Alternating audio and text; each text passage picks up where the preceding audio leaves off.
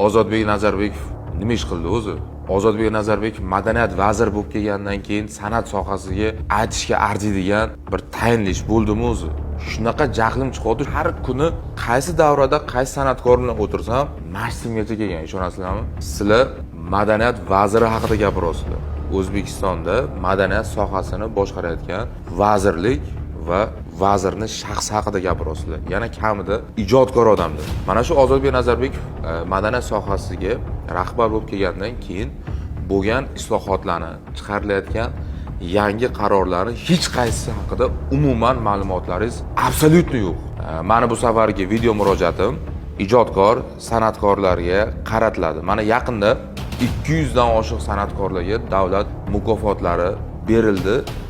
Bilasizlar, bu ijodkorlarga umrining oxirigacha bu mukofotlar berilmasligi aniq edi. Qaysidir ma'noda sabablarini ko'psini o'sha ijodkorlarning o'zi biladi.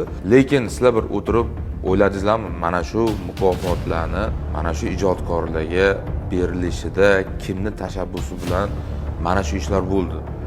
Yoki oxirgi mana shu bir haftada chiqqan prezident qarori, san'at vakillari bularni uyini arendasidan boshlab har bitta sog'ligi, kasalligi, uyini bo'lib to'lash subsidiyasi, boshqasi yoki kino sohasidagi bo'layotgan yangiliklar kimning xizmati bilan bo'lyapti o'ylaysizlar?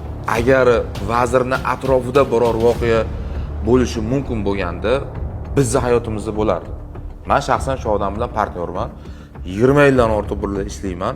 Birorta mukofotni menga shunday beravergan bo'lardi. Haqiqiy kino sohasida o'zini hissasini qo'shgan, she'riyatda, madaniyat sohasida o'zini hissasini qo'shgan va o'zini mehnati bilan necha yillardan beri mana shu mukofot olishga loyiq bo'lgan ijodkorlarga berildi.